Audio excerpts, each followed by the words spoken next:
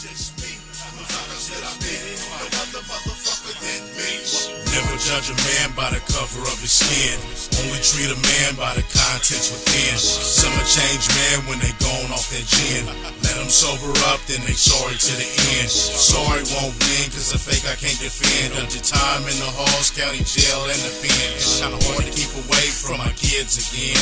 It's Russian roulette when you follow the leader. I don't wanna be getting fed, I wanna be the fucking feeder. It's poison out here and these cats will cheat ya. Befriend you like a friend, but a foe and a creature.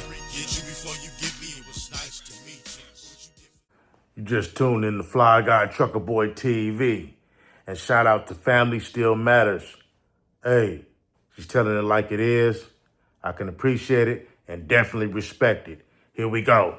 FlyGuyTruccerBoiTV. Presentation was meant to reflect self-respect. It was meant to reflect your enhancement in beauty, not to confuse a person. And now we got so much disorder. And it's a warning. It's a warning sign. And here's what is being celebrated now. You got women bragging about how many men they've had sex with in a day. How many of your grandmothers or aunties, your tias, you know what I mean, celebrated body counts, being overly sexual?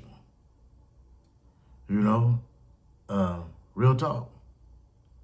Think back on your family, your history, and see how they celebrated relationships and how women should carry themselves. It's a lot different nowadays. And those are not only women only. We got women thinking it's important to brag about high body counts, to mock modesty to the point that they got everything out. Women don't leave nothing to the imagination anymore. And you're right, everything is out. Imagine your auntie or your grandmama walking down the street with you and she got her ass hanging out, you know, or she got her skirt all the way up and she walked the wrong way or moved the wrong way or sit down the wrong way and her V-lips is hanging out for the world to see. Like, come on, man. Or your daughter. But you don't like it when the rabbit got the gun out. What if it was your own daughter that was parading around like that? But it's okay for you to do it, but you don't want to set the same example for your child, huh? Your daughter? Let her do it and see how you feel about it. Come on now, church.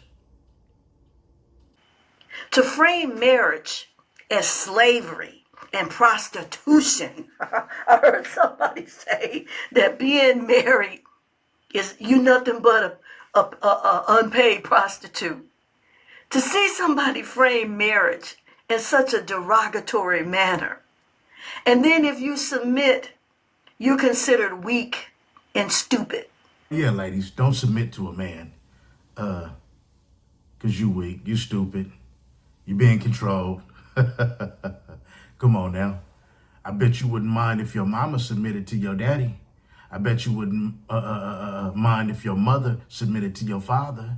It wouldn't be a problem because you would love the fact that your mother listened to your father, you know? But when you come along, now all of a sudden you don't want to be told nothing, can't be told nothing, and don't want to submit. It's not control. It's the right thing to do. It's called order, you know? And that's how we live. We live with order. Women don't live with the same order as men do nowadays, for the most part. And we generally speaking, you know what I mean? We can't place everybody in the box, everybody in the can, but on a generalized level, yeah, that's just how it is. It's real talk. Very much so framing it in a derogatory manner. I mean, to each his own. But at the end of the day, respect it. You know, people disrespect tradition, disrespect honor, value. There's no standards, no more morals. People are not moralizing things. It's crazy. Women are women of today.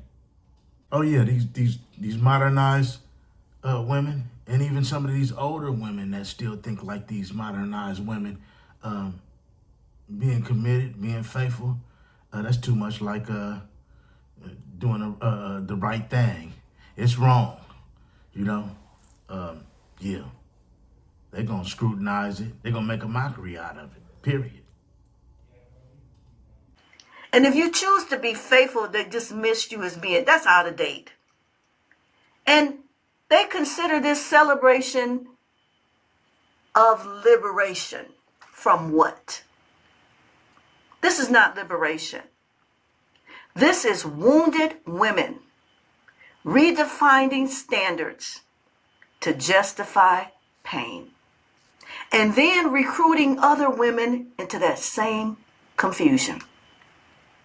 Pain does not qualify someone to give guidance. Your pain is misery, and misery loves company.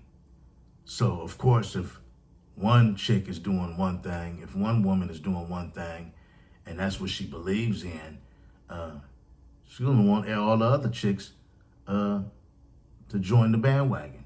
You know what I mean? Jump on her caboose and ride it out. Feel the same way. Have the same mind frame, the same thought process, you know? Mothers, this part is non-negotiable. Your daughter does not learn womanhood from the internet first. She learns it from you. What you normalize becomes familiar for her. What you glamorize becomes desirable for her. What you excuse becomes acceptable to her. If chaos is modeled, chaos will be repeated. If disrespect is performed, disrespect is learned. You know, women watching shows and glamorizing this and glamorizing that, kind of like baddies and Zeus and the provocativeness that goes on in the streets. You know, they glamorize it. I mean, if that's what you attend to, of course you glamorizing it. That's what you watching. That's what you keeping up with. So when your daughters is doing the same thing, hey, you making it acceptable. You know, whether they young girls, older girls, and that's the behavior that they're gonna more than likely follow behind and glamorize. You know, not per se every occasion, every situation, but real talk, man. People are sponges, just like little kids and babies are sponges. You know what I mean? They pick up all that. And if they see you as an adult leading in that direction, they're going to think it's okay. So that's where they state of mind is going to be. That's where their action is going to follow. Real talk. What you excuse becomes acceptable. So if you're doing something and you excuse certain behavior, they accept it, you're accepting it, it's all being accepted. Real spit. You do not get to separate your personal behavior from your parental impact. Look at what's happening. All you got to do is look around. People are living one thing, putting on these public faces, and they're in the private lives. It's a mess.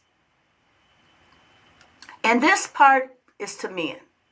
I'm giving you a few red flags that you should not ignore. Men, I'm speaking to you now. Stop confusing attraction with your alignment with the woman.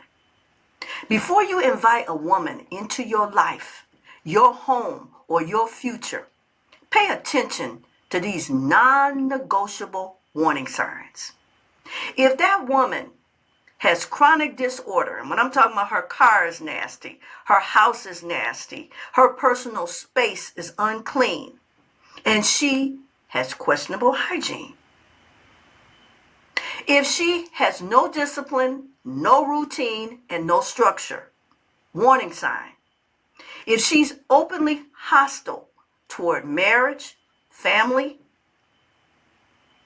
if she is obsessed with attention, validation, and your pocket, if she is sexually open without emotional maturity, and if she is constantly playing the victim with no accountability, chaos does not become peace through commitment. It multiplies. So I'm saying if she has these qualities, don't commit to her, because you are going to have many problems multiplying. If you attach your future to disorder, do not be surprised when it drags you into financial ruin, emotional instability, or life-altering consequences. True confidence requires restraint. True strength requires self-control. True femininity carries responsibility, not rebellion. And true masculinity protects its future by choosing wisely. And all I gotta say to the men, don't tolerate disrespect. Don't let somebody come in, emasculate you. Be a man, stand up. Period.